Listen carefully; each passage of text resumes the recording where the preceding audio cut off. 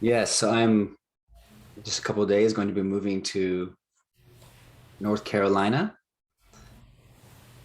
following following a thread of karma. And it's been a good 16 or 17 years in Oregon, mostly at the monastery.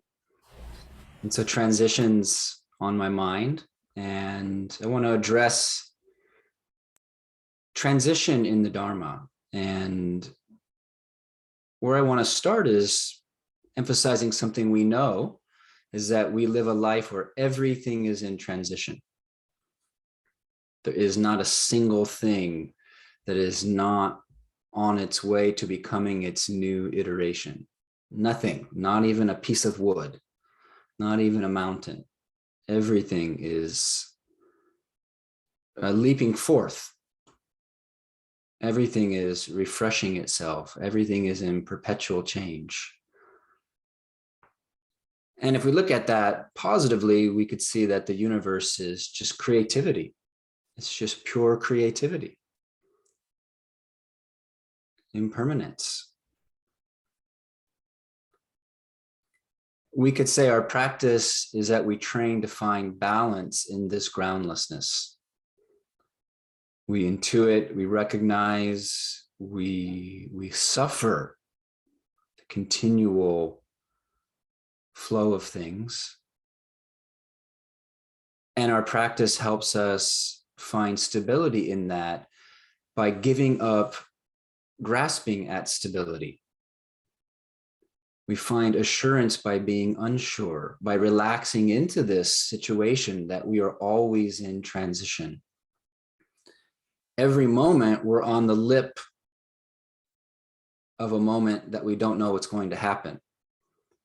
And we never exit that situation of not knowing what's going to happen. There's no place where we arrive where we know what's next. It never comes. This basic, depending on your stance, it's either enthusiasm or anxiety or excitement or zest, this basic sense of life being wide open, the next moment being completely, at least to some degree, unknown. We never exit that condition. And so we find our assurance by relaxing into being unsure. But what I want to emphasize is actually that everything is permanent. Everything is permanent. If we take a dogmatic approach to the Dharma, we fixate our attention on how things are always going away. We hear the words impermanence and we have this myopic sense that this is about losing everything. And that somehow Buddhism is like a way of coping with basic loss of life, but it's not so gray. So everything is permanent. The truth of our experience is that there are no gaps in the universe. Our senses and the world are in this continual intercourse. There's never a moment where there's not this intercourse between our being and the world. So the universe is permanent as long as you're alive, because you're living. If you are conscious, there is a universe. Whatever the texture, the shape, the quality of that, it will always be here. This oneness, we could say, of yourself and the universe, always, it's always.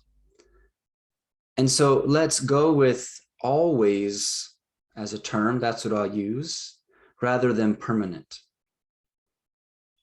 I want to talk about how the universe is always. So I'm in this transition, and I'm entering a time of change. I've had a last couple of weeks meals and teas and coffees and Zooms with many friends that I've made over the years in Portland and at the monastery, and I'm saying goodbye to people, and I'm leaving a house I've lived in for a long time, and all of this change, right? Parting from so many different kinds of relationships. And at the same time, everything we love is always here. When the mind is not fixated, when we're living awake, everything is permanent. So I want to start with the most basic thing. The most basic thing, if we look at what's the raw elements of life, we could say it's the 5 elements: space, fire, water, wind, earth, and air. The textures of openness and heat and moisture, breath and movement, firmness and density. The basic elements that comprise life, you are never without them. You can never, the basic building blocks of life are always present. So in the Tantric Buddhist tradition, they call them the 5 great elements: fire, wind, water, air, earth, space. Again, we're talking about your very own body: pressure, fluidity, heat. We're talking about the environment around you, these elements. And they talk about these as the sacred elements, as the body of the Buddha.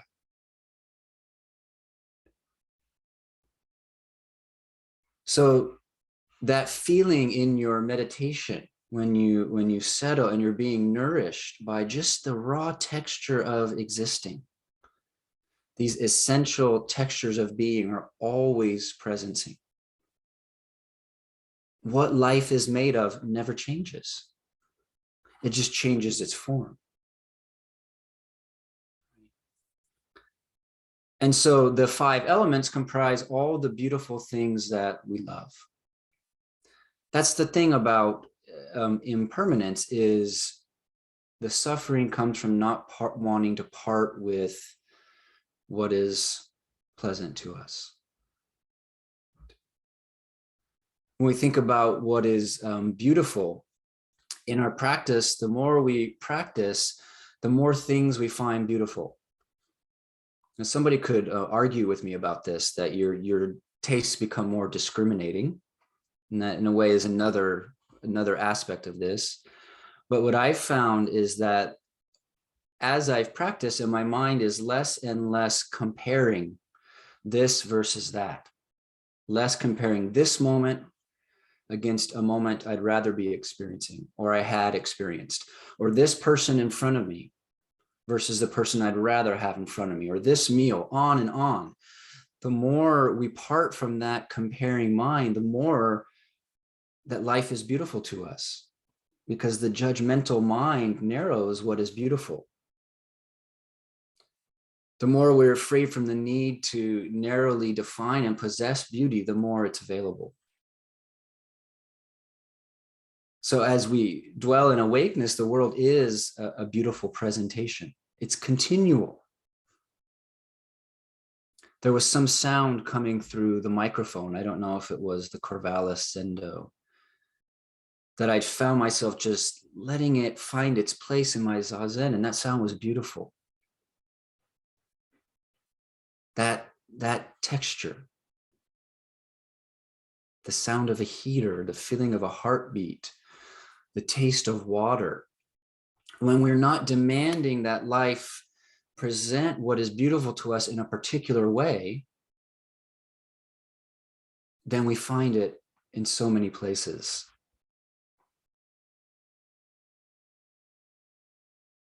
There's something about not putting too much on life, not too many demands. People have been asking me about the city I'm moving to. And am I excited?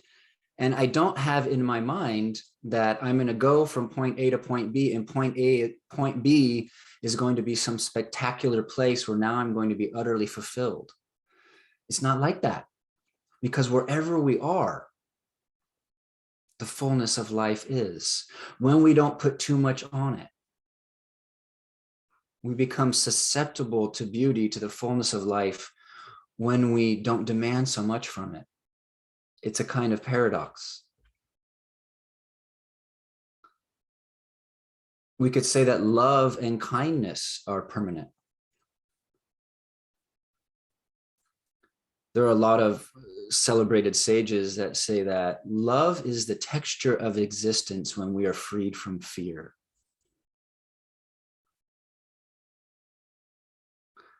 But even if fearlessness feels remote to us, or even if kindness is not inaccessible in our state of being or orientation, kindness will come our way. The world will continue to display kindness. And say this isn't our experience temporarily, that we're not experiencing kindness coming towards us.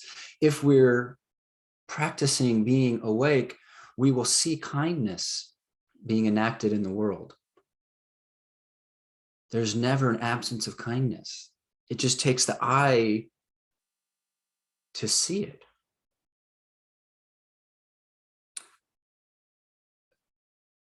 I believe it was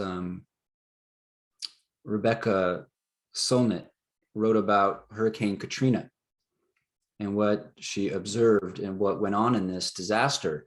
And there's this trope that people in disaster revert to self-centeredness, and they fight over resources and they become unkind to each other. And she found that it simply wasn't the case, that in this time of duress and stress and great challenge, that people did come forth with kindness, that there was abundant sharing, that people took care of each other. So even in dystopian situations, kindness comes forward. Love is something that never goes away if we are open to seeing its presence. Connections can always be uncovered. Loneliness is an interesting thing because loneliness tends to argue for its own point of view. It's almost as if certain states of mind, like loneliness, want to confirm themselves, and that any evidence to the contrary, that we're woven into the universe, that people are kind, that friends are available, it will get shut out because grasping wants to sustain itself. So confirmation bias. But even to say that I'm alone or I'm lonely is to be affirming the potential for connection. We're woven into the universe. We're a nexus of relational arisings. If we feel alone, that may be very much a genuine feeling. But if we open to it, we are in relationship, because life is nothing but relationship. Pain and pleasure are permanent. So consciousness plus a nervous system, you could say consciousness plus a body equals we experience pain and we experience pleasure. And these will always alternate. In a sense, they're just two sides of a coin. And consciousness can experience the pain of not knowing its own nature, or mind experiences a pain of not knowing what it really is. And this is what we mean by being asleep in the Dharma, that consciousness has forgotten what it really is.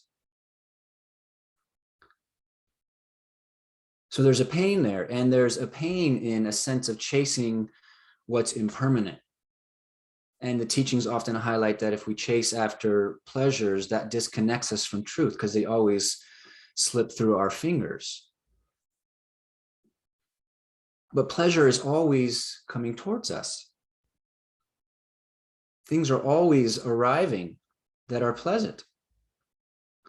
The more unhooked from reactivity we get, And the more we let go of fixated seeking, the more sensitivity to what is opened.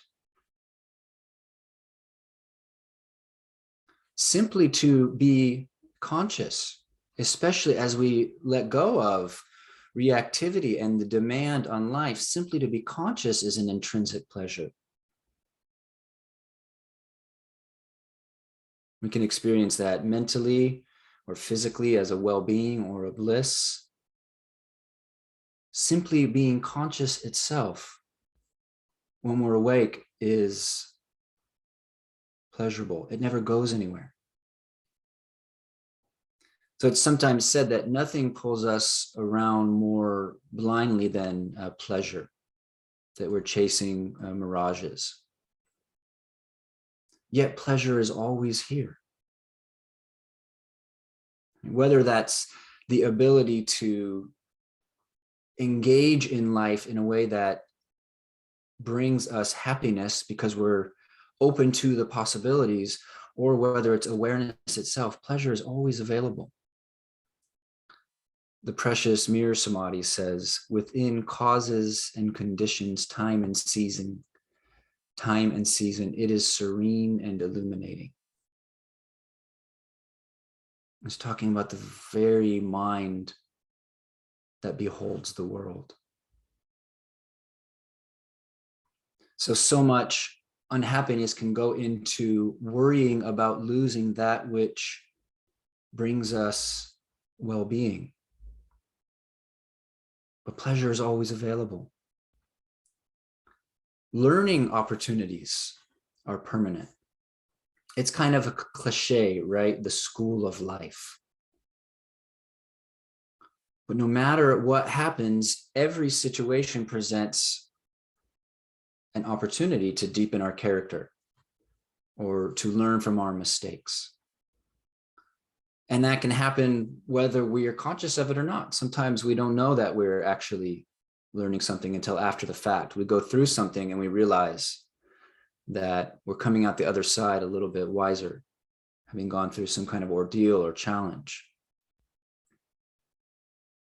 So the opportunity to grow is permanent. It never stops. There's no point in life where our appreciation for what life is comes to an end. There's no situation we could find ourselves in. The path is permanent. We could think of extreme examples like people who've been in concentration camps or in extremely difficult situations where they had this mind that is open and they continued to grow and they found love and they found wisdom. That ability can never be taken away from us, that a situation can present us with the opportunity to deepen, to learn, to find meaning. Similarly, if you think about it, all the ingredients for compassion, even if you were the last living being on earth, you could activate compassion for this last being. The potential to open the heart is permanent. There is no situation that you couldn't do that in. Maybe people even in their deathbed can practice compassion. So we think about what is really, really meaningful to us. We can't be parted from it if we're open to its possibility. We could say because pain is always present in some form, whether internal or external, compassion is always present in some form, whether internal or external. So possibilities are always.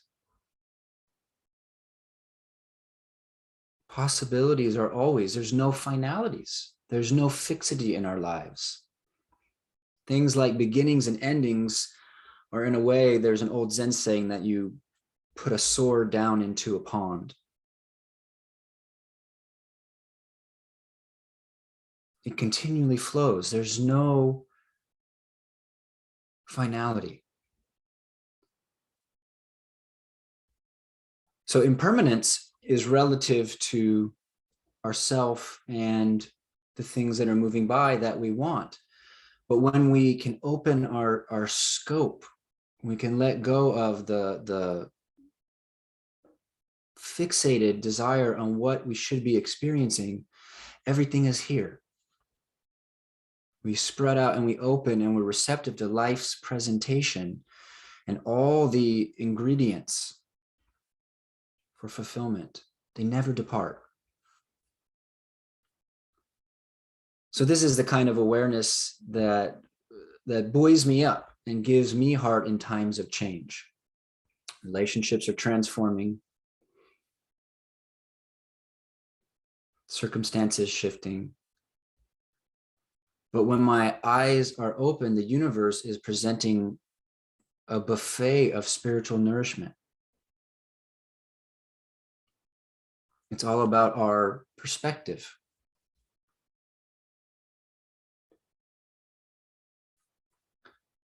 So some of you are heading into Rohatsu session, I heard. And Rohatsu, or any kind of session, any kind of retreat, is an opportunity to really test this out for yourself. We get presented with lots of what the mind says, I don't want.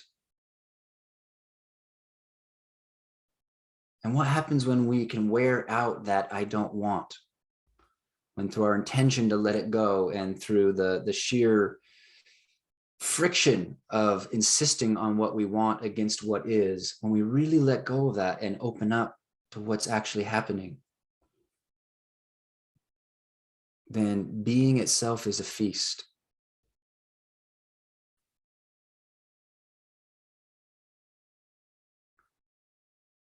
So that's what I wanted to share with you today.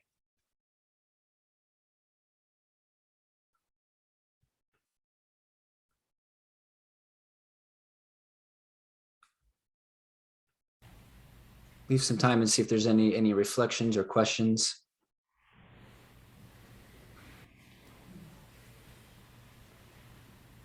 Well, often what we do is we go into our chanting service, and then at the sharing circle, we can do some interaction, questions, comments, etc. Okay. Thank you. Please rise and stand behind your mat for 3 full bows.